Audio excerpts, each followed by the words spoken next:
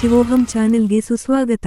ಗಯಾ ಶ್ರಾದ್ದ ಮಹಿಮೆ ಮೈಸೂರು ಪಂಚಾಂಗದ ವೇದ ಬ್ರಹ್ಮ ಶ್ರೀ ಭಾನು ಕುಮಾರ್ ಶಾಸ್ತ್ರಿಗಳಿಂದ ಗಯಾ ಪುರೋಹಿತರು ಶ್ರೀ ಕುಮಾರ ಕೃಪಾ ಗಯಾ ವಿಷ್ಣುಪಾದ ದೇವಾಲಯ ಪಕ್ಕ ಗಯಾಸುರನಿಗೆ ಮಹಾವಿಷ್ಣುವಿನ ವರಪ್ರಭಾವ.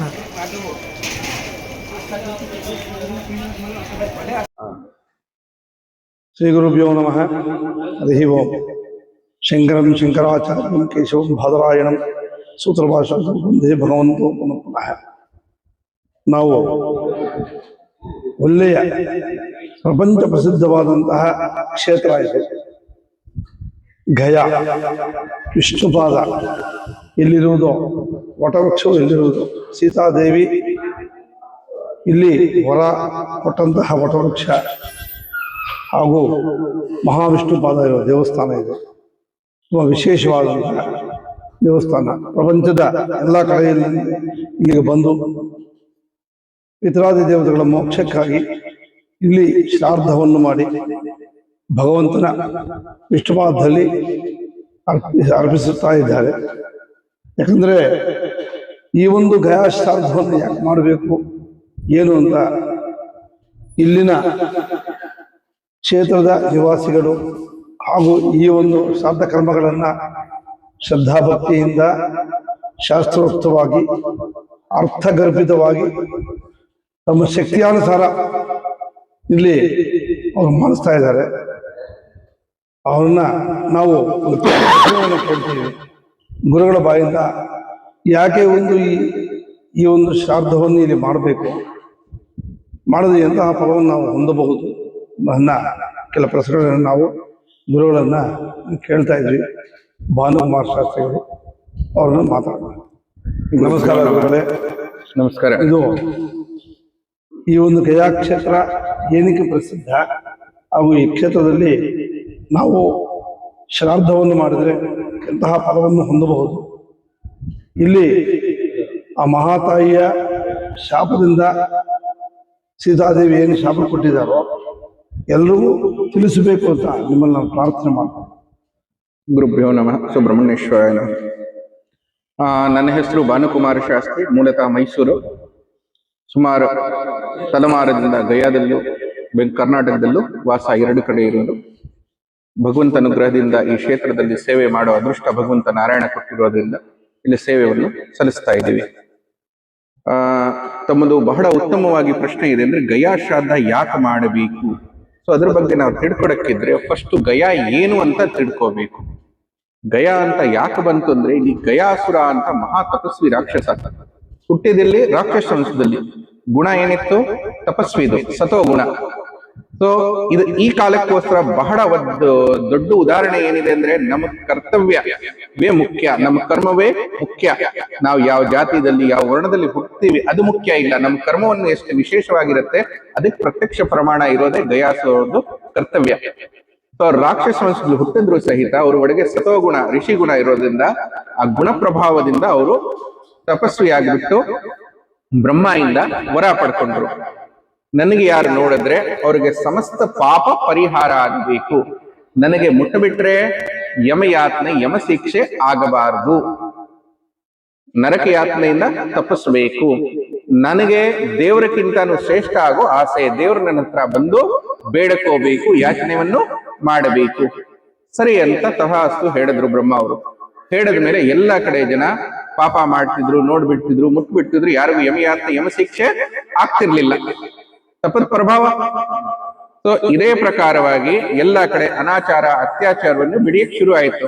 ಎಲ್ಲರೂ ಪಾಪ ಮಾಡ್ತಿದ್ರು, ನೋಡ್ಬಿಡ್ತಿದ್ರು, ಮುಟ್ಬಿಡ್ತಿದ್ರು, ಯಾರಿಗೂ ಯಮಯಾತ್ನೆ ಯಮ ಶಿಕ್ಷೆ ಆಗ್ತಿರ್ಲಿಲ್ಲ. ನಾವು ಯಾವ ತರ ಕರ್ಮ ಮಾಡಿರ್ತೀವಿ ಅದನ್ನ ಅನುಭವಿಸಕ್ಕೋಸ್ಕರ 21 ಮುಖ್ಯವಾದ ನರಕ ಇದೆ. ಹಸಿ ಪತ್ರವನೇ ಘೋರೆ ಕುಂಬಿ ಪಾಪ ಆಕೈತ ಏಗತ ರೋರವೇ ಚಾಂದತ ಮಿಶ್ರೆ ಕಾಲಸೂತ್ರೈತೆ ಏಗತ, ಇದೆಲ್ಲ ನರಕ ಹೆಸರೇ. ವೈತರಣಿ ಕೂಡ ನರಕವೇ. ಇದೆಲ್ಲ ನಡೆಸಕ್ಕೋಸ್ಕರ 14 ಪ್ರಕಾರವಾಗಿ ಯಮ ಇದ್ದಾರೆ. ಅದರಲ್ಲೂ ಪ್ರಧಾನ ಯಮ ಯಮಧರ್ಮರಾಯ ಹೆಸರು ನಾವು ಕೇಳಿದ್ದೀವಿ. ಸೊ ಬಂದ್ಬಿಟ್ಟು ಬ್ರಹ್ಮನ್ನ ಬೇಡ್ಕೊಂಡ್ರು, ನಾವು ಇದ್ಬಿಟ್ಟು ಏನು ಪ್ರಯೋಜನ ಇಲ್ಲ, ಎಲ್ಲರೂ ಸ್ವರ್ಗಕ್ಕೆ ಸೇರ್ತಿದ್ದಾರೆ, ಯಾರಿಗೋ ಯಮದಂಡವೇ ಇಲ್ಲ, ಕರ್ಮಭುಕ್ತಿನೇ ಇಲ್ಲ, ಸೊ ನಾವು ಬಿಟ್ಟು ಹೋಗ್ತೀವಿ. ಅವಾಗ ಬ್ರಹ್ಮ ಅವ್ರಿಗೆ ಆಲೋಚನೆ ಬಂತು, ಪೃಥ್ವಿ ಮೇಲೆ ನಡೀತಿರೋದು ಪರಿಘಟನೆಯಿಂದ ನಾವು ಯಾವ ತರ ಪ್ರಪಂಚ ನಡೆಸಬೇಕು ಮಾಡಬೇಕು ಎಲ್ಲ ನಷ್ಟ ಆಗ್ತಿದಲ್ವಾ, ಎಲ್ಲ ಕಡೆ ಪಾಪ ದೋಷ ಎಲ್ಲ ಬೆಳೀತಿದಲ್ವಾ. ಏನು ಮಾಡೋದು? ಎಲ್ಲ ಒಳ್ಳೇದಾಗ್ತಿರೋದು ಗಯಾಸುರ ಅವ್ರ ದೇಹದಿಂದ. ಆದ್ರೆ ಅದರಲ್ಲಿ ಗಯಾಸುರ ಅವ್ರದ್ದು ಏನು ತಪ್ಪಿಲ್ಲ ಅಲ್ವಾ. ಅವ್ರು ತಕೊಂಡಿದ್ದ ವರನ ಜನ ತಪ್ಪ್ರೀತಿನಲ್ಲಿ ಉಪಯೋಗಿಸ್ತಿದ್ದಾರೆ. ಸರಿ, 3ನೇ ವರ ಇದೆ ಅಲ್ವಾ, ದೇವ್ರನ ಹತ್ರ ಬೇಡ್ಕೋಬೇಕು ಅಂತ. ಸರಿ, ಎಲ್ಲ ಒಳ್ಳೇದಾಗ್ತಿರೋದು ದೇಹದಿಂದ. ದೇಹವನ್ನೇ ಬೇಡ್ಕೊಂಡು ಭೂಮಿ ಒಳಗೆ ಮಾಡಿಬಿಟ್ರೆ ಯಾರು ನೋಡಕ್ಕೆ ಮುಟ್ಟಕ್ಕೆ ಆಗ ಬರಲ್ಲ. ಅದೇ ಅಭಿಪ್ರಾಯದಿಂದ ಎಲ್ಲ 3ನೇ ವರ ಅದು ಪೂರ್ತಿ ಆಗಲಿ ಅಂತ ಎಲ್ಲ ದೇವರು ಹೋಗಿ ಸೇರಿ ಗಯಾಸುರವರಿಂದ ದೇಹ ಯಾಚನೆ ಮಾಡಿದ್ರು. ನಾವಿಂಥ ಜಾಗವೇ ಎಲ್ಲೂ ನೋಡಿಲ್ಲ, ಯಾವ್ದನ್ನ ನೋಡಿದ್ರೇನೆ ಪಾಪ ಪರಿಹಾರ ಆಗೋಗುತ್ತೆ, ಮುಟ್ಟಿದ್ರೆ ಯಮದ್ದೇ ಭಯ ಇಲ್ಲ ಅಂತ.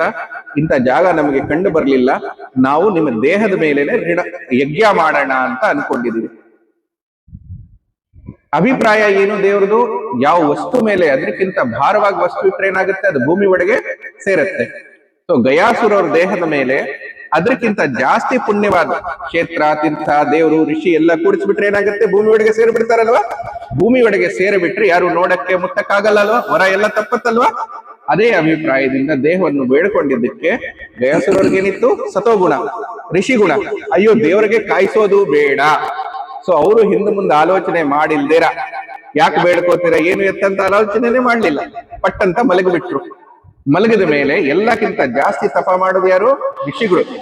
ಎಲ್ಲ ಋಷಿನ ಆವಾಹನ ಮಾಡಿ ಕೂಡಿಸಿದ್ರು. ಎಲ್ಲ ಕ್ಷೇತ್ರವನ್ನು, ಇವಾಗ ನಾವು ಕ್ಷೇತ್ರ ಯಾತ್ರೆ ಯಾಕೆ ಮಾಡ್ತೀವಿ? ನಮ್ಮ ಪಾಪ ಪರಿಹಾರ ಆಗ್ಲಿ. ಹೊಡೆ ಪೂಜೆ ಮಾಡ್ತೀವಿ, ತೀರ್ಥ ಪೂಜೆ ಮಾಡ್ತೀವಿ, ಹೊಡೆನಲ್ಲಿ ಸ್ನಾನ ಮಾಡ್ತೀವಿ. ಯಾಕೆ? ನಮ್ಮ ಪಾಪ ಪರಿಹಾರ ಆಗಲಿ.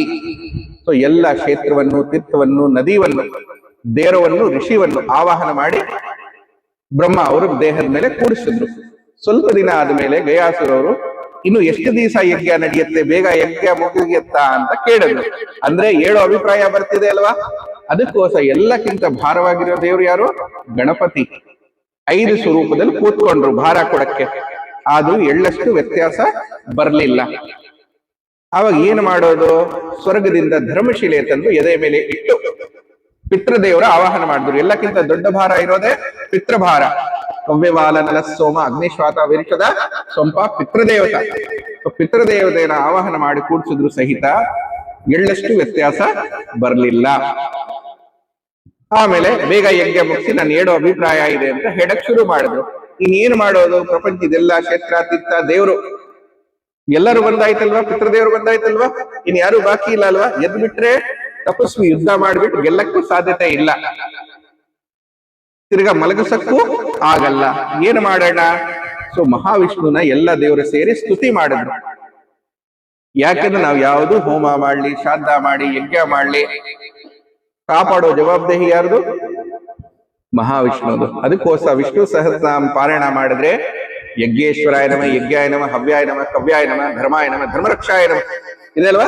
ಈ ಧರ್ಮನ ಉಳಿಸ್ಕೊಳ್ಳಿ, ಯಜ್ಞನ ಕಾಪಾಡಿ ಅಂತ ಮಹಾವಿಷ್ಣುವಿಗೆ ಬೇಡಿಕೊಂಡಿದ್ದಕ್ಕೆ ಮಹಾವಿಷ್ಣು ಬಲಪಾದದಿಂದ ಬಂದು ಗಯಾಸುರ ಎದೆ ಮೇಲೆ ಒತ್ತಿದ್ರು.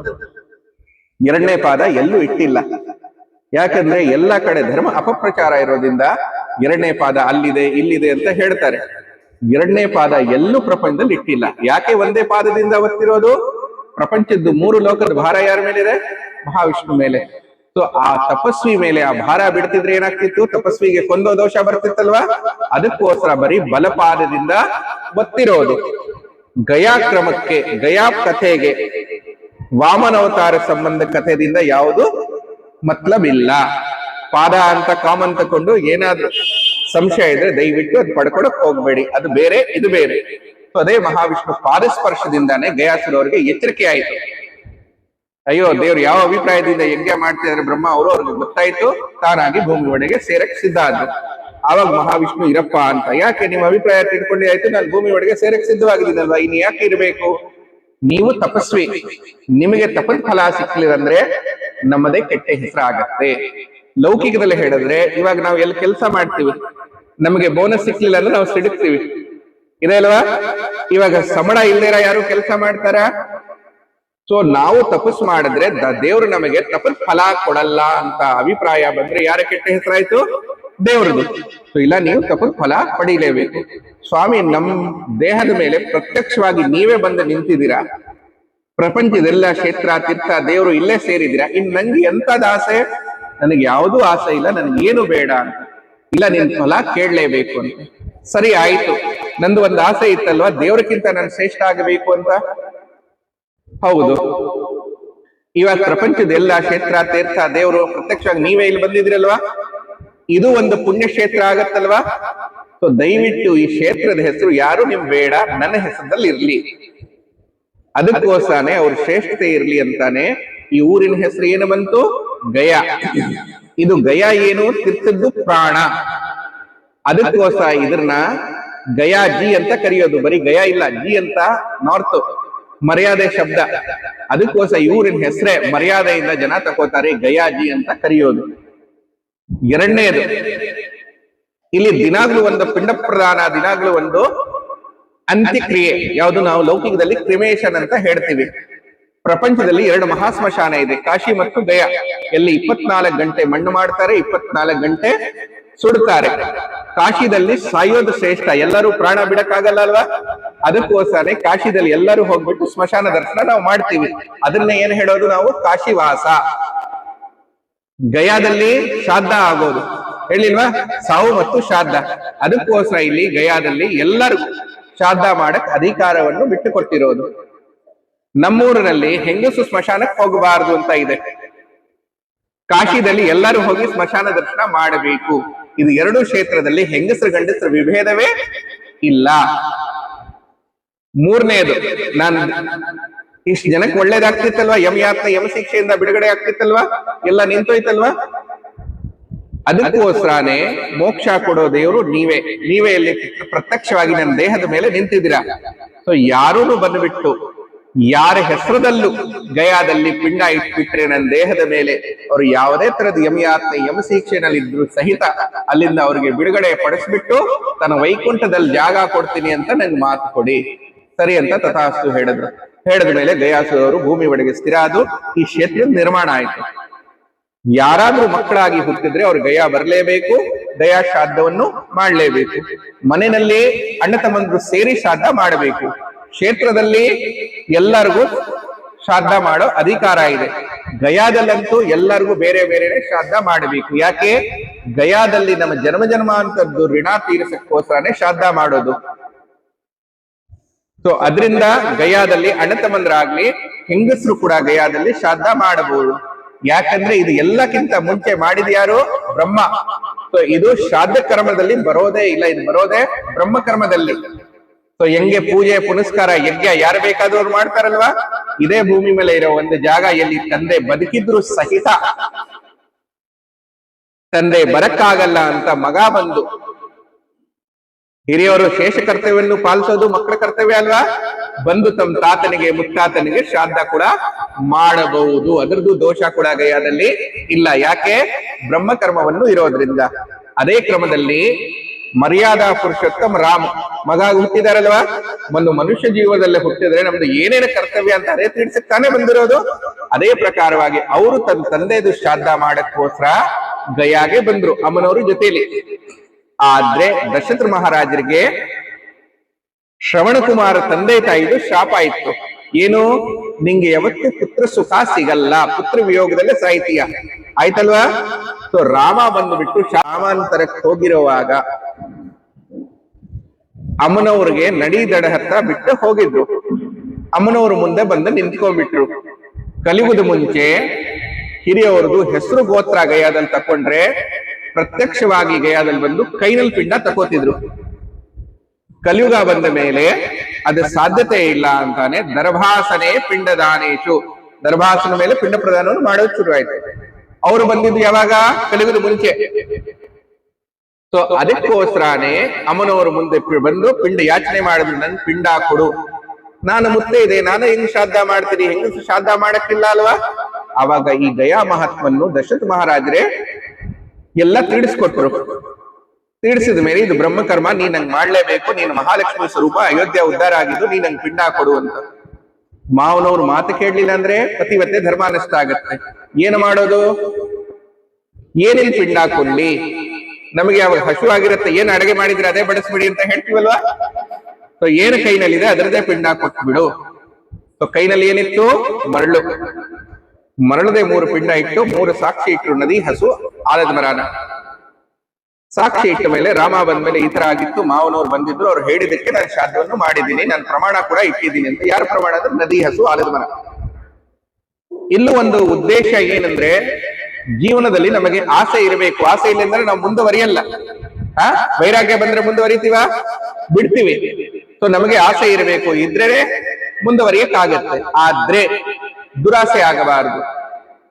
ನದಿಗೆ, ಹಸುಗೆ ದುರಾಸೆ ಆಯ್ತು. ಏನು ಕ್ರಮ? ಏನಂದ್ರೆ, ನಾವು ಕ್ಷೇತ್ರಕ್ಕೆ ಹೋದ್ರೆ ಕ್ಷೇತ್ರದಲ್ಲಿ ಕ್ಷೇತ್ರ ಪೂಜೆಯಾಗಿ, ಹೊಳೆ ಪೂಜೆಯಾಗಿ ಹೊಳೆ ಸ್ನಾನ ಮಾಡಬೇಕು. ರಾಮ ಬರ್ತಾರೆ, ನನ್ ಪೂಜೆ ಮಾಡ್ತಾರೆ, ನನ್ನ ಸ್ನಾನ ಮಾಡ್ತಾರೆ, ನನ್ನ ಮರ್ಯಾದೆ ಇನ್ನು ಬಿಡಿಯುತ್ತಿಲ್ವಾ? ನನ್ ಪ್ರಮಾಣ ನಿಜ ಹೇಳ್ಬಿಟ್ರೆ ಶ್ರಾದ್ದ ಆಗೋಯ್ತು ಅಂದ್ರೆ ತಿರ್ಗಾ ಯಾಕೆ ಸ್ನಾನ ಮಾಡ್ತಾರೆ? ಮಾಡಲ್ಲ ಅಲ್ವಾ? ಅದಕ್ಕೋಸ್ಕರನೇ ನದಿ ಏನ್ ಹೇಳ್ತು? ನಾನ್ ನೋಡ್ಲಿಲ್ಲ. ಆಗ ಅಮ್ಮನವ್ರಿಗೆ ಕೋಪ ಬಂತು. ತಾಯಿ, ನಿನ್ನ ಒಳಗೇನೆ ಬ್ರಹ್ಮ ಎಲ್ಲ ತೀರ್ಥ ಆವಾಹನ ಮಾಡಿದ್ದಾರೆ. ದೊಡ್ಡವ್ರನಲ್ಲಿ ತಾನೇ ಚಿಕ್ಕವ್ರು ಸೇರೋದು. ಸೊ ಎಲ್ಲ ನದಿ ನಿನ್ನೊಳಗೆ ತಾನೇ ಸೇರಿದೆ, ನೀವೇ ತಾನೇ ಎಲ್ಲಕ್ಕಿಂತ ದೊಡ್ಡವರು. ಸೊ ನೀವು ದೊಡ್ಡವರು ಆಗಿಬಿಟ್ಟು ತಪ್ಪು ಪ್ರಮಾಣ ಹೇಳ್ತಿದ್ರಲ್ವಾ? ಹೋಗಿ ನೀವು ತಪ್ಪು ಮಾತಾಡಿದ್ರೆ ನಿಮ್ ಮರ್ಯಾದೆ ಕಳ್ಕೋತೀರಾ. ದೊಡ್ಡವ್ರದ್ದು ಮರ್ಯಾದೆ ಇರುತ್ತಲ್ವಾ? ನದಿದು ಮರ್ಯಾದೆ ಇರುತ್ತಲ್ಲ. ಸೊ ನದಿದು ಮರ್ಯಾದೆ ಏನು? ನೀರು. ಅದಕ್ಕೋಸ್ಕರ ಇಲ್ಲಿ ನದಿ ಇದೆ, ಆದ್ರೆ ನೀರಿಲ್ದಿರ ನದಿ ಆಗೋಯ್ತು. ಸೀತಾಮ್ಮನವ್ರು ಕೊಟ್ಟಿದ್ ಶಾಪ. ಪ್ರಕೃತಿ ಮತ್ತು ದೇವರು ಇಬ್ರು ಒಂದೇ. ದೇವ್ರಂತ ನಾವು ಹುಡುಕಕ್ ಹೋದ್ರೆ, ಪ್ರಕೃತಿಗೆ ಹುಡುಕಿದ್ರೆ ದೇವ್ರು ಸಿಗ್ತಾರೆ. ಇದು ಸ್ವಲ್ಪ ಲೌಕಿಕ ವಿಷಯ ಹೇಳ್ತೀನಿ, ಅನ್ಯತಾ ಭಾವಿಸ್ಬೇಡಿ. ಯಾಕಂದ್ರೆ ಲೌಕಿಕ ತಿಳಿಸೋದು ನಮ್ಮ ಕರ್ತವ್ಯ. ಎಂತ ಪರಿಸ್ಥಿತಿ ಆಗಿದೆ ಅಂದ್ರೆ, ಧರ್ಮ ಇನ್ನು ಹುಡುಕೋಬೇಕಾದ್ರೆ ಸ್ವಲ್ಪ ನಾವು ನೇರ ಹೇಳಬೇಕು. ಸೀತಾಮ್ಮನವ್ರು ಕೊಟ್ಟ ಶಾಪ ನಾವು ತಪ್ಪಿಸ್ತೀವಿ ಅಂತ ಧರ್ಮ ದ್ರೋಹಿಗಳು ಸೇರಿ ಡ್ಯಾಮ್ ಕಟ್ಟಿದ್ರು. ಯಾಕೆ? ನೀರು ನಿಲ್ಲಿಸಿ ತೋರಿಸ್ಬಿಡ್ತೀನಿ, ಫಲ್ಗುನಲ್ಲಿ ನೀರು ನಿಂತಿತ್ತು ಅಂತ. ಆಯ್ತು, ಡ್ಯಾಮ್ ಕಟ್ಟಿದ್ರು, ಅದ ಹೆಸರಲ್ಲಿ ಮಾಡಿದ್ರು. ಏನು ಮಾಡಬಹುದು? ಅವ್ರ ವ್ಯವಹಾರ ನಿಮ್ಗೆ ಗೊತ್ತೇ ಇದೆ. ಮಾಡದ ಮೇಲೆ ನೀರ್ ನಿಲ್ಸಕ್ ಅಭಿಪ್ರಾಯ ಪಟ್ರು. ಮಳೆಗಾಲದಲ್ಲಂತೂ ಎಲ್ಲಾ ಬಾವಿ ಕೆರೆ ತುಂಬೋಗತ್ತಲ್ವಾ? ಆ ಟೈಮಲ್ಲಿ ನೀರ್ ನಿಲ್ಲಿಸಿದ್ರು. ಆದ್ರೆ ಪ್ರಕೃತಿಯಿಂದ ಗೆದ್ದಕ್ಕೆ ಯಾರು ಸಾಧ್ಯತೆ ಇದೆಯಾ? ದೇವ್ರೇ ತಾನೇ ಅದು. ನೀರ್ ನಿಲ್ತಿರ್ಲಿಲ್ಲ. ಅವಾಗ ಏನ್ ಮಾಡಿದ್ರು? ಚರಂಡಿ ನೀರು ಕೂಡ ಅದರಲ್ಲಿ ಸೇರಿತ್ತು. ಯಾವಾಗ ಶಕೆ ಬಂತು, ನೀರು ಹಿಡಿಯಕ್ ಶುರು ಆಯ್ತು, ಆ ಗಬ್ಬ ವಾಸನೆ ಬರಕ್ ಶುರು ಆಯ್ತು. ಜನ ಏನಂದ್ರೆ, ನಾನು ಗಯಾ ಹೋದೆ, ಅಲ್ಲಿ ನೀರ್ ನೋಡ್ಕೊಂಡು ಬಂದ್ರೆ ದಯವಿಟ್ಟು ಆ ನೀರ್ನ ಮುಟ್ಟಕ್ ಕೂಡ ಹೋಗಬೇಡಿ, ಬೇಡ್ಕೋತಿದ್ದೀನಿ. ಯಾಕಂದ್ರೆ ಅದು ಇರೋದು ಗಲೀಜು ನೀರು, ನಿಂತಿರೋ ನೀರು, ಪ್ರವಾಹ ಇಲ್ಲ. ಇವಾಗ ನೋಡಿ, ಶಕೆ ಬಂತು, ನಿಮ್ ಮುಂದೆನೆ ಇದೆ ನದಿ, ಒಂದ್ ತೊಟ್ಟು ನೀರ್ ನಿಲ್ಲಕ್ಕಿಲ್ಲ. ಆಗೋಯ್ತಲ್ವಾ? ಸೊ ಅದೇ ಪ್ರಕೃತಿ ಮತ್ತು ದೇವರು. ಇದು ಲೌಕಿಕ ವಿಷಯ ಹೇಳಿದ್ರು. ಯಾಕಂದ್ರೆ ಯಾರು ಮುಂದೆ ಗಯಾ ಬಂದ್ರೆ, ಅಯ್ಯೋ ನಾನ್ ನೀರ್ ನೋಡ್ದೆ ಅಂದ್ರೆ ಮಳೆಗಾಲದಲ್ಲಿ, ದಯವಿಟ್ಟು ಆ ನೀರ್ನ ನಂಬಬೇಡಿ. ಎರಡನೇದು, ಹಸುನ ಕೇಳಿದ್ರೆ ಹಸುನು ಸುಳ್ಳು ಹೇಳ್ತು. ಯಾಕೆ? ನಾವು ಶ್ರಾದ್ದ ಮಾಡಿದ್ರೆ ಗೌ ಪೂಜೆ ಮಾಡ್ಬೇಕು, ಗೌದಾನ ಕೊಡಬೇಕು. ರಾಮ ಬಂದ್ ನನ್ ಪೂಜೆ ಮಾಡ್ತಾರೆ, ನನ್ನ ಮರ್ಯಾದೆಯನ್ನು ಬೆಳೆಯುತ್ತೆ ಅಂತ ಅದು ಸುಳ್ಳು ಹೇಳ್ತು. ಅದಕ್ಕೆ ಹೇಳಿದ್ರು, ಮಹಾತಾಯಿ, ನಿನ್ನ ಒಳಗೆ ಎಲ್ಲ ದೇವರು ವಾಸ ಮಾಡಿದ್ರು ಸಹಿತ ನೀನ್ ದುರಾಸೆಗೆ ಬಂದು ಈ ಬಾಯಿಂದ ತಾನೇ ತಪ್ಪು ಮಾತಾಡಿದ್ಯಾ, ನಿನ್ನ ಬಾಯಿ ಅಶುದ್ಧವಾಗಿರುತ್ತೆ. ಅದಕ್ಕೋಸ್ಕರನೇ ಹಸುನ ಕಸ ತಿಂತ ನೋಡ್ತೀವಲ್ವಾ? ಅದಕ್ಕೆ ನಾವು ಎಲ್ಲೂ ಪೂಜೆ ಮಾಡಬೇಕಾದ್ರೆ ಬಾಲ ಹಿಡ್ಕೊಂಡು ಪೂಜೆ ಮಾಡ್ತೀವಲ್ವಾ? ಸೊ ಗಯಾದಲ್ಲೇ ಸೀತಾಮ್ಮನವ್ರು ಕೊಟ್ಟಿದ್ದ ಶಾಪ. ಮೂರನೇದು, ಆಲದ ಮರ. ಇಲ್ಲ, ನಾನು ಸಾಕ್ಷಿ ಇದ್ದೀನಿ, ನನ್ನ ಮುಂದೆ ಅಮ್ಮನವರು ಶ್ರಾದ್ದವನ್ನು ಮಾಡಿದ್ದು. ಅದಕ್ಕೆ ಹೇಳುದು, ನೀನು ಅಕ್ಷಯ ಇರ್ತೀಯಾ, ನಿಂದು ಯಾವತ್ತೂ ಕ್ಷಯ ಇಲ್ಲ. ಯಾರ ಗಯಾ ಬಂದು ಗಯಾದಲ್ಲಿ ನಿನ್ ಛಾಯೆ ಒಳಗೆ ಬರಲಿಲ್ಲ, ಅವ್ರದ್ದು ಗಯಾ ಯಾತ್ರೆ, ಗಯಾ ಶ್ರಾದ್ದವನ್ನು ಸಂಪೂರ್ಣ ಆಗಕ್ಕಿಲ್ಲ. ಅದಕ್ಕೋಸ್ಕರನೇ ಆಲದ ಮರನ ಗಯಾದಲ್ಲಿ ಏನೇ ಹೆಸರು ಬಂತು? ಅಕ್ಷಯವಟ. ಅದೇ ಆಲದ ಮರದ ಮೇಲೆ ನಮ್ಮ ಹಿರಿಯವರು ಪಿತೃಲೋಕ ಭೂಮಿ ಮೇಲೆ ಯಾರು? ಗಯಾ, ಬ್ರಹ್ಮ ಅವರೇ ಕೂಡಿಸ್ಬಿಟ್ಟಿದಾರಲ್ವಾ? ಸೊ ಅದೇ ಆಲದ ಮರದ ಮೇಲೆ ನಮ್ಮ ಹಿರಿಯವರು ಕಾಯ್ಕೊಂಡಿರ್ತಾರೆ. ತಲತಲಾಂತರದಲ್ಲೂ ಯಾರಾದ್ರೂ ಬಂದು ನಮಗೆ ಗಯಾದಲ್ಲೇ ಪಿಂಡ ಕೊಡಲಿ. ಅದಕ್ಕೋಸ್ಕರ ಪ್ರಪಂಚದಲ್ಲಿ ಎಲ್ಲೂ ನೀವು ಶ್ರಾದ್ದ ಮಾಡಿದ್ರೆ ಗಯಾ ಇಂದಾನೆ ಹಿರಿಯವರಿಗೆ ಕರ್ಕೋತೀರಾ. ಪಿಂಡ ಇಡುವಾಗ ಗಯಾದಲ್ಲೇ ಕೊಡ್ತಿದ್ರಿ. ಗಯಾನಾಂ ದತ್ತಂ ದತ್ತಮಸ್ತು. ಗಯಾದಲ್ಲಿ ಮಾಡಿದಷ್ಟು ಪುಣ್ಯ ಸಿಕ್ಲಿ ಅಂತ ಬೇಡ್ಕೋತೀರಾ. ಯಾಕಂದ್ರೆ ಯಾರೂ ಈ ಕಾಲದಲ್ಲಿ 10 ರೂಪಾಯಿ ಬಂಡವಾಳ ಹಾಕ್ಬಿಟ್ಟು 5 ರೂಪಾಯಿ ಬರ್ಲಿ ಅಂತ ಅಭಿಪ್ರಾಯ ಇದೆಯಾ? ಲೌಕಿಕ ಯಾಕೆ ಹೇಳ್ತೀವಿ ಅಂದ್ರೆ, ಬಿಡಿಸ್ಬಿಟ್ಟು ಹೇಳಿದ್ರೆ ನಿಮ್ಗೆ ಅರ್ಥ ಆಗಲಿ ಅಂತ. 10 ಹಾಕಿದ್ರೆ 20 ಅಂತೂ ಬರ್ಲೇಬೇಕು, ಇದೆ ಅಲ್ವಾ? ಸೊ ಪ್ರಪಂಚದ ಎಲ್ಲಕ್ಕಿಂತ ದೊಡ್ಡ ಶ್ರಾದ್ದ ಯಾವುದು? ಗಯಾ ಶ್ರಾದ್ದ. ಯಾಕಂದ್ರೆ ಇದು ಬ್ರಹ್ಮ ಮಾಡಿರೋದ್ರಿಂದ ಒಂದಂತೂ ಬ್ರಹ್ಮಕರ್ಮದಲ್ಲಿ ಬಂತು, ಎರಡನೇದು 100 ಅಶ್ವಮೇಧ ಯಜ್ಞ ಮಾಡಿದ್ರೆ ಏನು ಪುಣ್ಯ ಏನು ಫಲ. ಒಂದು ಗಯಾ ಶ್ರಾದ್ದ ಮಾಡಿದ್ರೆ ಅಷ್ಟೇ ಪುಣ್ಯ ಅಷ್ಟೇ ಫಲ. ಸೊ 1 ಅಶ್ವಮೇಧ ಮಾಡಬೇಕಾದ್ರೆ ನೀವು ಚಕ್ರವರ್ತಿ ಆಗ್ಬೇಕು, 100 ಮಾಡಿದ್ರೆ ಇಂದ್ರ ಪದವನ್ನು ಪಡ್ಕೊಳ್ಳೋದಷ್ಟು ಪುಣ್ಯ. ಸೊ ಅದಕ್ಕೋಸ್ಕರನೇ ಎಲ್ಲೂ ಶ್ರಾದ್ದ ಮಾಡಿದ್ರೆ ಗಯಾ ಶ್ರಾದ್ದ ಫಲ ಸಿದ್ಧಿರಷ್ಟು, ಗಯಾ ಶ್ರಾದ್ದ ಫಲ ಸಿದ್ಧಿರಷ್ಟು ಅಂತ ನಾವು ಬೇಡ್ಕೋತೀವಿ. ಗಯಾದಲ್ಲಿ ಮಾಡಿದಷ್ಟು ನನ್ಗೆ ಪುಣ್ಯ ಸಿಕ್ಲಿ ಫಲ ಸಿಕ್ಲಿ ಅಂತ. ಆಗಬಹುದಾ? ಸೊ ಗಯಾ ಏನಿದೆ, ಹೆಂಗ್ ಬಂತು, ಮಾಡಿದ್ರೆ ಏನು ಪ್ರಯೋಜನ, ಯಾರಿಗೆ ಮಾಡಕ್ ಅಧಿಕಾರ ಇದೆ, ಮಾಡಿದ್ರೆ ಏನು ಲಾಭ ಅಂತ ಎಲ್ಲ ವಿಷಯವನ್ನು ತಿಳಿಸ್ಕೊಟ್ಟಿದ್ದು. ಎರಡನೇದು ಇನ್ನೂ ಒಂದು ಅಪಪ್ರಚಾರ ಇದೆ. ಕಾಶಿ ಮಾಡಿಬಿಟ್ಟೆ ಶ್ರಾದ್ದ, ಗಯಾ ಮಾಡಿಬಿಟ್ಟೆ, ಗಯಾದಲ್ಲಿ ಮಾಡಿದ್ರೆ ಹಿರಿಯವರಿಗೆ ವೈಕುಂಠಕ್ಕೆ ಕಳಿಸ್ಕೊಟ್ಟೆ ಅಂತ. ಇನ್ನು ವಾಪಸ್ ಮುಂದೆ ಶ್ರಾದ್ದ ಮಾಡಬಾರದು ಅಂತ ಇದೆ ಅಲ್ವಾ ಅಪಪ್ರಚಾರ. ದಯವಿಟ್ಟು ಆ ಮಾತನ್ನ ನಂಬಬೇಡಿ. ನಮಗೆ ಊರಿನಲ್ಲಿ ಮಾಡೋದು ಶ್ರಾದ್ದ, ಅವ್ರಿಗೆ ಊಟ ಕೊಟ್ಟಿದ್ ಲೆಕ್ಕ. ವರ್ಷ ವರ್ಷ ಯಾರು ನಿಮ್ ಮನೆಗೆ ಬಂದ್ರೆ ಅವ್ರಿಗೆ ಊಟ ಹಾಕ್ತಾರೋ ಇಲ್ವಾ? ಸೊ ವರ್ಷದ ದಿವಸ ನಮ್ಮ ಹಿರಿಯವರು ನಮಗೆ ನೋಡಕ್ ಬರ್ತಾರೆ, ನನ್ನ ಕುಟುಂಬ ಹೆಂಗಿದೆ ಅಂತ. ಅದಕ್ಕೋಸ್ಕರ ಎಲ್ಲರೂ ಸೇರಿ ಮಾಡಬೇಕು, ಕುಟುಂಬ ಒಡಿಬಾರ್ದು, ದುಃಖ ಆಗತ್ತಲ್ವಾ? ಅದಕ್ಕೋಸ್ಕರ ಲೌಕಿಕದಲ್ಲಿ ಯಾಕೆ ಹೇಳ್ತಿದ್ವಿ ಅಂದ್ರೆ ಮಾತು ಗೊತ್ತಾಗ್ಲಿ, ಜನ ಶ್ರಾದ್ದ ಬಿಡೋದು ಬಿಟ್ಟು ಬಿಡ್ಲಿ, ಚೆನ್ನಾಗಿ ಮಾಡ್ಲಿ. ಸೊ ಅವರು ಅವತ್ತಿನ ದಿನ ಬಂದ್ಬಿಟ್ಟು ನಮ್ಮ ಕುಟುಂಬ ನೋಡಕ್ ಬರ್ತಾರೆ. ಅದಕ್ಕೋಸ್ಕರ ಅವ್ರಿಗೆ ಶ್ರದ್ಧೆಯಿಂದ ಶ್ರಾದ್ದ ಮಾಡ್ತೀರಾ, ಅವ್ರ ಸೇವೆ ಸಲ್ಲಿಸ್ತೀರಾ. ಅದು ವೈದಿಕ ಪ್ರಕಾರವಾಗಿ ಊಟ ಕೊಟ್ಟಿದ್ ಲೆಕ್ಕ, ತರ್ಪಣ ನೀರು ಕೊಟ್ಟಿದ್ ಲೆಕ್ಕ. ಅವ್ರಿಗೆ ತೃಪ್ತಿ ಇರ್ಲಿ. ನಮ್ದು 1 ವರ್ಷ, ಹಿರಿಯವ್ರದ್ದು 1 ದಿನ. ನಮಗೆ ದಿನದಲ್ಲಿ 3 ಹೊತ್ತು ಬೇಕಲ್ವಾ? ಸೊ ಅವ್ರಿಗೆ ಬಲ ಇಲ್ಲ ಅಂದ್ರೆ ಅವ್ರು ನಿಮಗೆ ಬೆಳವಣಿಗೆ ಮತ್ತು ರಕ್ಷಣೆ ಪಡಿಸೋರೇ ಪಿತೃ, ದೇವ್ರಿಲ್ಲ. ಸೊ ಇವಾಗ ಊಟ ಇಲ್ದೇರ ಆಗೋದ್ರೆ ಅವ್ರು ನಿಮ್ಗೆ ಬೆಳವಣಿಗೆ ರಕ್ಷಣೆ ಪಡಿಸಕ್ಕಾಗಲ್ಲ. ಇನ್ನೂ ಸ್ಪಷ್ಟವಾಗಿ ಹೇಳಬೇಕಾದ್ರೆ ಇವಾಗ ನೀವು ನಾಂದಿ ಮಾಡ್ತೀರಾ, ಕ್ರಮ ಪ್ರಕಾರವಾಗಿ ನಮಗೆ ವಂಶ ಅಭಿವೃದ್ಧಿ ಆಗಿದ್ರೆ, ಯಾರು ಮಗು ಹುಟ್ಟಿದ್ರು ಸಹಿತ ಫಸ್ಟ್ ನಾವು ನಾಂದಿ ಮಾಡ್ಬೇಕು.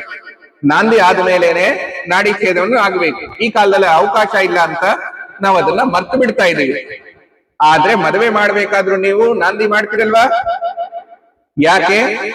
ಹುಡುಗ ಹುಡುಗಿ ಸೇರ್ತಿದ್ದಾರೆ, ಇದು ಒಂದು ಹೊಸ ಕುಟುಂಬ ಆಗಿತ್ತಿದೆ, ಇದಕ್ಕೆ ಬೆಳವಣಿಗೆ ಮತ್ತು ರಕ್ಷಣೆಯನ್ನು ಪಡಿಸ್ತಾ ಇರಿ. ಪಡಿಸಿ ಅಂತ ಇಲ್ಲ, ಪಡಿಸ್ತಾ ಇರಿ ಅಂತ. ಸೊ ಅದೇ ಅಭಿಪ್ರಾಯದಿಂದ ಅವ್ರಿಗೆ ಊಟನೇ ಇಲ್ದೇರ ಇದ್ರೆ ಬಲ ಇರತ್ತ? ಇವಾಗ ಲೌಕಿಕದಲ್ಲಿ ಹೇಳಿದ್ರೆ ಎಷ್ಟ್ ಚೆನ್ನಾಗಿ ನೀವು ಮನೆ ಕಟ್ಟಿ ಮನೆಯಲ್ಲಿ ಊಟ ಇಲ್ದೇರ ಇರಕ್ಕಾಗತ್ತಾ? ಊಟ ಬೇಕೇ ಬೇಕಲ್ವಾ? ಹಂಗೇನೆ ಯಾವುದೇ ಕಾರಣದಿಂದ ನೀವು ಮನೆ ಶ್ರಾದ್ದ, ಉಗಾದಿ ಆಚರಣೆಯಲ್ಲಿ, ಪಕ್ಷದ ಆಚರಣೆಯಲ್ಲಿ, ಸಂಕ್ರಾಂತಿ ಆಚರಣೆಯಲ್ಲಿ, ದೀಪಾವಳಿ ಆಚರಣೆಯಲ್ಲಿ, ತಿಥಿ ಆಚರಣೆಯಲ್ಲಿ ಅದು ಮರಿಬಾರದು. ಎಲ್ಲ ಜಾತಿ ಪ್ರಕಾರವಾಗಿ, ಕರ್ಮ ಪ್ರಕಾರವಾಗಿ, ವರ್ಣ ಪ್ರಕಾರವಾಗಿ ಎಲ್ಲರದು ಒಂದು ಕ್ರಮ ಬರೆದಿದೆ. ಆ ಕ್ರಮದಲ್ಲಿ ನಾವು ಆಚರಣೆ ಮಾಡ್ಕೊಂಡು ಇಟ್ಕೊಳ್ಳೇಬೇಕು. ಎರಡನೇದು, ಕ್ಷೇತ್ರದಲ್ಲಿ ಹಿರಿಯವರಿಗೆ ಕರ್ಕೊಂಡ್ಬಂದು ಕ್ಷೇತ್ರವನ್ನು ತೋರಿಸೋದು ನಿಮ್ ಕರ್ತವ್ಯ ಇದೆ. ಜೀವಿತ ಚಿತ್ರಣ ಶ್ರವಣ ಕುಮಾರ್ ತಕ್ಕಂಗೆ ತೋರ್ಸಕ್ಕಾಗ್ಲಿಲ್ಲ ಅಲ್ವಾ? ಸೊ ಯಾವ ಪ್ರಾಣಿನು ಗರ್ಭದಲ್ಲಿ ಬಂದ್ರೆ ಯಾವ ಸ್ವರೂಪದಲ್ಲಿ ಬರುತ್ತೆ? ಪಿಂಡ ಸ್ವರೂಪದಲ್ಲಿ. ಶ್ರಾದ್ದ ಅಂತ ತಲೆಯಲ್ಲಿ ಭಯ ಇದೆ ಅಲ್ವಾ? ತೆಗೆದು ಬಿಡಿ. ಸೊ ಸೂಕ್ಷ್ಮ ದೇಹ ಅಂದ್ರೇನೆ ಪಿಂಡ, ಒಂದು ಆತ್ಮೆ, ಎರಡನೇದು ಪಿಂಡ. ಸೊ ಪಿಂಡ ಸ್ವರೂಪದಲ್ಲಿ ಕ್ಷೇತ್ರದಲ್ಲಿ ಆವಾಹನ ಮಾಡಿ ಅವ್ರಿಗೆ ಸೇವೆ ಸಲ್ಲಿಸ್ತೀರಾ, ಹೊಡೆರಲ್ಲಿ ಬಿಡ್ತೀರಾ. ತೀರ್ಥಕ್ಕೆ ಹೋದ್ರೆ ಏನು ಕರ್ತವ್ಯ? ಹೊಡೆ ಸ್ನಾನ ಮಾಡೋದು ಕರ್ತವ್ಯ ಇದೆ ಅಲ್ವಾ? ಅದೇ ಹಿರಿಯವರಿಗೆ ಹೊಡೆ ಸ್ನಾನ ಮಾಡಿಸಿದ ಪುಣ್ಯ ನಿಮಗೆ, ಮಾಡಿದ ಪುಣ್ಯ ಅವರಿಗೆ. ಕ್ಷೇತ್ರ ದರ್ಶನ ಮಾಡಿಸಿದ ಪುಣ್ಯ ನಿಮಗೆ, ಮಾಡಿದ ಪುಣ್ಯ ಹಿರಿಯವರಿಗೆ ಲಭ್ಯ ಆಗ್ಲಿ ಅಂತ ಕ್ಷೇತ್ರದಲ್ಲಿ. ಮನೆಯಲ್ಲಿ ಮಾಡಿದ್ರೆ 3 ತಂದೆ ತಾತ ಮುತ್ತಾತ. ಅದೇ ಕ್ಷೇತ್ರದಲ್ಲಿ ನೋಡಿ ಎಲ್ಲಾ ಕುಟುಂಬದವ್ರು ಬಂದ್ಬಿಟ್ರಲ್ವಾ? ಯಾರ್ಯಾರು ತೀರ್ಕೊಂಡಿದ್ದಾರೆ? ವ್ಯತ್ಯಾಸ ಗೊತ್ತಾಯ್ತಾ? ಗಯಾದಲ್ಲಿ ಮಾಡೋ ಉದ್ದೇಶ ಏನಂದ್ರೆ ಯಮಯಾತ್ರೆ, ಯಮಶಿಕ್ಷೆಯಿಂದ ಬಿಡುಗಡೆ ಆಗ್ಬಿಟ್ಟು ಹಿರಿಯವರಿಗೆ ವೈಕುಂಠದಲ್ಲಿ ಜಾಗ ಸಿಕ್ಲಿ. ಸೊ ವೈಕುಂಠದಲ್ಲಿ ಜಾಗ ಸಿಕ್ಕಿದ್ರು ಸಹಿತ ಎಲ್ಲೂ ಇದ್ರೆ ಅವ್ರಿಗೆ ತೃಪ್ತಿ ಬೇಕಲ್ವಾ? ಆಮೇಲೆ ವೈಕುಂಠಕ್ಕೆ ಕಡಿಸ್ಬಿಟ್ವಿ, ಇನ್ ಕರೆಯೋದು ಬೇಡ ಅಂತ ಹೇಳಿದ್ರೆ ಮುಂದೆ ನಾಂದಿನೂ ಮಾಡಬಾರದಲ್ವಾ? ನಾಂದಿ ಮಾಡಿದ್ರೆ ಕರೀದ್ರದ್ ಲೆಕ್ಕ ಬಂತಲ್ವಾ? ಇವಾಗ ನಾಂದಿನೂ ಮಾಡ್ಲಿಲ್ಲ ಅಂದ್ರೂ ಕೋರ್ಟ್ ಮ್ಯಾರೇಜ್ ಮಾಡ್ಕೊಳ್ಳಿ. ಲೌಕಿಕ ತೀರಾ ಹಿಡಿದ್ ಬಿಟ್ರು ಸಹಿತ ಇವಾಗ ಯಾರು ತೀರ್ಕೊಂಡ್ರೆ ಸಪಿಂಡೀಕರಣ ಮಾಡ್ತೀರಾ, ಬಿಟ್ಬಿಡ್ತೀರಾ? ಅದಂತೂ ಮಾಡ್ಲೇಬೇಕಲ್ವಾ? ಅದ್ರದ್ದು ಲೌಕಿಕ ಪರಿಹಾರ ಇಲ್ಲ ಅಲ್ವಾ? ಸೊ ನಾವು ಸೇರೋದೇ ಯಾರದಲ್ಲಿ? ತಂದೆದಲ್ಲಿ, ತಾತದಲ್ಲಿ, ಮುತ್ತಾತನದಲ್ಲಿ. ಸೇರ್ಲಿಲ್ಲ ಅಂದ್ರೆ ಪ್ರೇತ ಸ್ವರೂಪದಲ್ಲೇ ಇದ್ಬಿಡ್ತೀವಲ್ವಾ? ಹಂಗಿದ್ರೆ ಅವತ್ತಿನ ದಿನ ತಂದೆ ತಾತ ಮುತ್ತಾತನ್ ಕರಿತೀರಾ, ಬಿಟ್ಬಿಡ್ತೀರಾ? ಸೊ ಕರೆದು ಬಿಟ್ರೆ ತಿರ್ಗಾ ಆಯ್ತಲ್ವಾ? ಸೊ ಏನಂದ್ರೆ ಅವರು ವೈಕುಂಠದಿಂದ ಬರೋದು, ನಮ್ಮ ಕುಟುಂಬನ ಚೆನ್ನಾಗಿ ನೋಡ್ಕೊಳ್ಳೋದು, ತಿರ್ಗಾ ವೈಕುಂಠದಲ್ಲಿ ವಾಸ ಮಾಡೋದು ಅವ್ರ ಕರ್ತವ್ಯ. ಅವ್ರದ್ದು ಸೇವೆ ಸಲ್ಲಿಸ್ತಾ ಇರೋದೇ ನಮ್ಮ ಕರ್ತವ್ಯ. ಯಾವತ್ತೂ ದೇವ ಕಾರ್ಯ, ಪಿತೃ ಕಾರ್ಯ, ಗೃಹ ಕಾರ್ಯ, ಗ್ರಹ ಕಾರ್ಯ ನಿಲ್ಲಿಸಕ್ಕಿಲ್ಲ. ಯಥೇಷ್ಟವಾಗಿ ನಾವು ಮಾಡ್ತಾನೆ ಇರಬೇಕು. ಇವತ್ತು ಮನೆ ಚೆನ್ನಾಗಿ ಗುಡಿಸಿದಿರಾ, ಸಾರಿಸಿದಿರಾ, ನಾಳೆ ಗುಡಿಸ್ತೀರಾ, ಸಾರಿಸ್ತೀರಾ, ಬಿಟ್ಬಿಡ್ತೀರಾ. ಅರ್ಥ ಆಯ್ತಲ್ವಾ? ಇದಕ್ಕಿಂತ ಲೌಕಿಕ ತಿಳಿಸಕ್ಕಾಗಲ್ಲ ಅಲ್ವಾ? ಪಿತೃ ಗಾಯತ್ರಿ ಇದೆಲ್ಲ ಏನು ಹೇಳಿದೆ? ದೇವತಾಭ್ಯ ಬೆಚ್ಚ ಮಹಾಯೋಗಿ ಯವಚ ನಮ ಸ್ವಾಹಾಯ ಸ್ವಧಾಯ ನಿತ್ಯಮೇವ ನಮೋ ನಮಃ. ನಿತ್ಯಮೇವ ಏನ ನಮ್ದು 1 ವರ್ಷ, ಹಿರಿಯರದು 1 ದಿನ ಆಯ್ತಲ್ವಾ? ನಿತ್ಯ ಆಗೋಯ್ತಲ್ವಾ? ಸೊ ನಮ್ಗೆ ಯಾವತ್ತವರೆಗೂ ಕೈ ಕಾಲ ಸ್ವಾಧೀನ ಇದೆ, ದೇವ ಕಾರ್ಯ ಪಿತೃ ಕಾರ್ಯವನ್ನು ಮಾಡ್ತಾನೆ ಇರಬೇಕು. ಯಾವುದೇ ಕಾರಣದಿಂದ ಅದನ್ನ ಬಿಡಕ್ಕೆ ಇಲ್ಲ. ಆಗಬಹುದಾ? ಆದಷ್ಟು ನಿಮಗೆ ವಿಷಯದಿಂದ ಸ್ವಲ್ಪ ವಿಷಯಾಂತರ ಆಗ್ಬಿಟ್ಟು ಲೌಕಿಕವನ್ನು ತಿಳಿಸಿದೀವಿ, ಕ್ಷಮಿಸಿ. ಏನಂದ್ರೆ ಅಪಪ್ರಚಾರದಿಂದ ಎಲ್ಲಕ್ಕಿಂತ ಕಷ್ಟ ನಮ್ಮ ಧರ್ಮಕ್ಕಾಗ್ತಿರೋದು. ಸೊ ಅಪಪ್ರಚಾರದಿಂದ ಆಚೆ ಬರೋದು ನಮ್ಮ ಕುಟುಂಬ ಚೆನ್ನಾಗಿರ್ಲಿ, ನಮ್ಮ ನಾಡು ಚೆನ್ನಾಗಿರ್ಲಿ ಅಂತಾನೆ ಅಭಿಪ್ರಾಯದಿಂದ ಅಪಪ್ರಚಾರವನ್ನು ನಡೆಸಕ್ಕೋಸ್ಕರ ನಿಲ್ಲಿ, ಅಪಪ್ರಚಾರ ತಪ್ಪಲಿ ಅಂತಾನೆ ನಿಮಗೆ ನೇರವಾಗಿ ನಾವು ಸ್ವಲ್ಪ ತಿಳಿಸ್ಕೊಟ್ಟಿದ್ದೀವಿ. ನಮ್ಮ ಮಾತು ಸ್ವಲ್ಪ ಗಟ್ಟಿಯಾಗಿ ಹಾಕಿರೋದ್ರಿಂದ ಶಾಸ್ತ್ರ ಯಾರು ಹುಟ್ಟು ನೋಡ್ಬಿಟ್ಟು ವ್ಯತ್ಯಾಸ ಬರಕ್ಕಿಲ್ಲ. ಶಾಸ್ತ್ರ ಎಲ್ಲರಿಗೂ ಒಂದು ಸಮಭಾವದಿಂದ ನೋಡುತ್ತೆ. ನಮ್ಮ ಕರ್ತವ್ಯ ಮಾಡಿದ್ರೆ ನಾವು ಫಲ ಪಡೆಯಕ್ಕಾಗತ್ತೆ. ಸೊ ಗುರುಸ್ಥಾನದಲ್ಲಿ ಇದ್ಮೇಲೆ, ವ್ಯಾಸ ಸ್ವರೂಪದಲ್ಲಿ ಇದ್ಮೇಲೆ ಗುರು ಏನು ಕೊಡಬಹುದು? ನಾವು ಜ್ಞಾನ. ಅದಕ್ಕೋಸ್ಕರ ಸ್ವಲ್ಪ ನಿಮಗೆ ನೇರವಾಗಿ ನಾವು ತಿಳಿಸಿದ್ವಿ. ಅದನ್ನ ಅನ್ಯಥಾ ನೀವು ಭಾವಿಸಿಲ್ದೇರ ಲೌಕಿಕದಲ್ಲಿ ಯಾಕೆ ತಿಳಿಸಿದ್ದು ನಿಮಗೆ ಗೊತ್ತಾಗಲಿ ಅಂತ ಇದೆ. ಅದನ್ನ ಜೀವನದಲ್ಲಿ ಆಚರಣೆ ಮಾಡ್ಲಿ. ಮಹಾವಿಷ್ಣು ಆಶೀರ್ವಾದದಿಂದ ಎಲ್ಲರಿಗೂ ಒಳ್ಳೇದಾಗಲಿ, ಅದೇ ಅಭಿಪ್ರಾಯ ನಮ್ದಿರೋದ್ರಿಂದ ಅದಕ್ಕೋಸ್ಕರನೇ ನಿಮಗೆ ವಿಷಯವನ್ನು ಆದಷ್ಟು ತಿಳಿಸ್ಕೊಳ್ತಿರೋದು. ಆಗಬಹುದಾ? ಮೂಲತಃ ಮೈಸೂರು ವಾಸಿಗಳಾದಂತಹ ಭಾನುಕುಮಾರ್ ಶಾಸ್ತ್ರಿಗಳು ಈ ಒಂದು ಗಯಾ ಕ್ಷೇತ್ರದಲ್ಲಿ ನಾವು ಯಾಕೆ ಶ್ರಾರ್ಧ ಮಾಡಬೇಕು, ಶ್ರಾರ್ಧ ಫಲ ಎಲ್ಲ ತಿಳಿಸಿದ್ದಾರೆ. ಅವರಿಗೆ ನಮ್ಮ ಓಂ ನಮ ಶಿವೋಹಂ ಚಾನಲ್ನಿಂದ ಹೃತ್ಪೂರ್ವಕ ಧನ್ಯವಾದ ತಿಳಿಸ್ತಾ ಇದ್ದೀನಿ. ಅಂದ್ರೆ ಒಂದು ಮೊಬೈಲ್ ಆ ಕಡೆ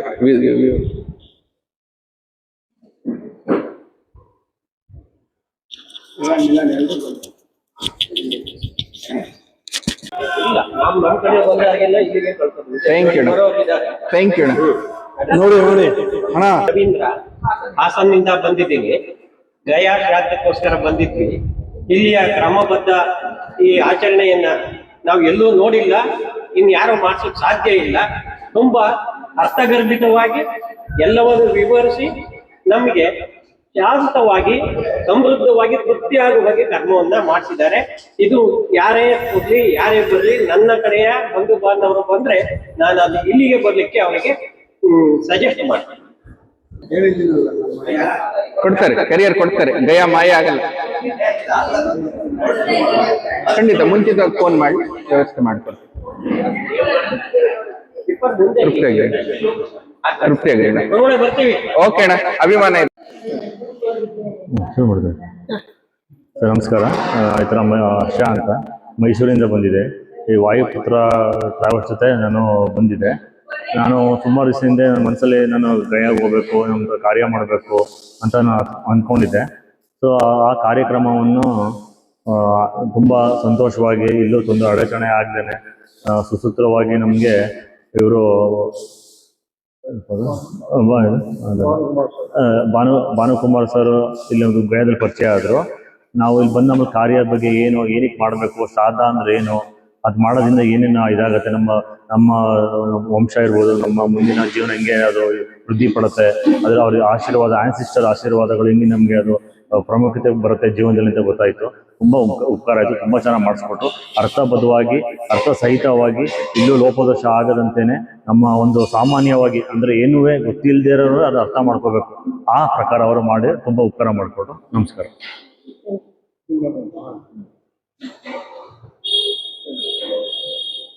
ನನಗೂ ಕೂಡ ತುಂಬಾ ತೃಪ್ತಿ ಆಯ್ತು. ಕೆಲವೊಂದು ವಿಷಯಗಳಲ್ಲಿ ನನಗೂ ಕೂಡ ಕ್ಲಾರಿಟಿ ಇರಲಿಲ್ಲ, ಅಂಥದ್ದೆಲ್ಲ ತುಂಬಾ ಚೆನ್ನಾಗಿ ಎಕ್ಸ್ಪ್ಲೇನ್ ಮಾಡಿಕೊಟ್ರು.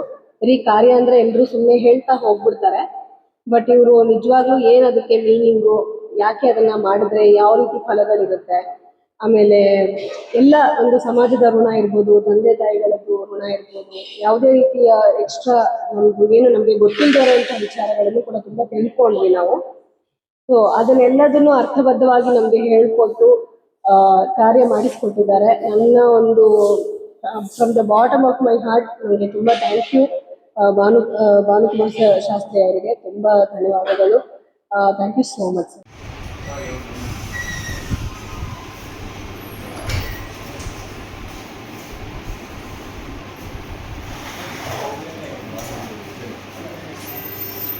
रखने में दिक्कत होगा, आधा का होगा, आधा छूट जाएगा।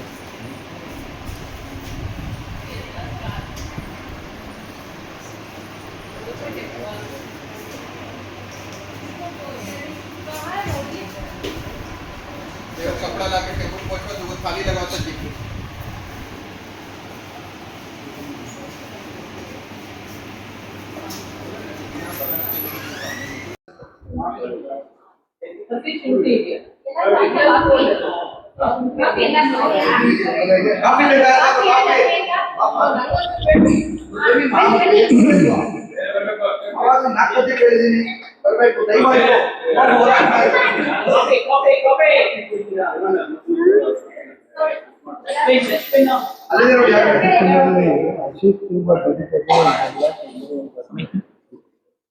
ಇಲ್ಲ ನಮಗಂತೂ ಏನು